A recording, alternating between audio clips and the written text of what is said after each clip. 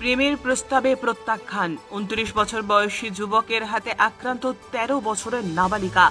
পাথর দিয়ে মাথায় আঘাত, গুরুতর আহত অবস্থায় হাসপাতালে চিকিৎসাধীন নির্যাতিতা।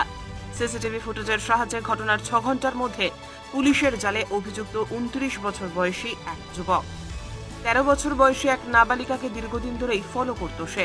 বুধবার সন্ধে রাত্রি নাগাদ ওই নাবালিকা দাদুর বাড়ি যাওয়ার পথে তাকে প্রেমের প্রস্তাব দেয় ওই যুবক। সেই প্রস্তাব প্রত্যাখ্যান করার পরে যুবকের রোষের মুখে পড়ে ওই নাবালিকা। ভারী পাথর দিয়ে মাথায় আঘাত করা হয়। গুরুতর আহত অবস্থায় মালদা মেডিকেল কলেজ হাসপাতালে চিকিৎসাধীন ওই নাবালিকা। সিসিটিভি ফুটেজ খতিয়ে দেখে অভিযুক্তর পোশাকের রং চিহ্নিত করে ঘটনার 6 ঘন্টার মধ্যে অভিযুক্তকে গ্রেপ্তার করল পুলিশ। মালদা জেলার হরিশ্চন্দ্রপুর থানা এলাকার এই ঘটনায় ব্যাপক চাঞ্চল্য ছড়িয়েছে। পুলিশ সূত্রে খবর, হরিশ্চন্দ্রপুর থানার অন্তর্গত মালিপাকর এলাকায় নাবালিকাকে বেশ কিছুদিন ধরেই নজরে রেখেছিল দৌলতপুর এলাকার বাজার এলাকার যুবক আব্দুল রহমান। গতকাল সন্ধে নাগাদ ওই নাবালিকা তার দাদুর বাড়ির উদ্দেশ্যে যাচ্ছিল। সেই সময় রাতুয়া মাঠ সংলগ্ন এলাকায় রেললাইনের ধারে নাবালিকাকে প্রেমের প্রস্তাব দেয় অভিযুক্ত। সেই প্রস্তাব প্রত্যাখ্যান করলেই তার উপর চড়াও হয় আব্দুর। পাথর দিয়ে আঘাত করা হয় মাথায়।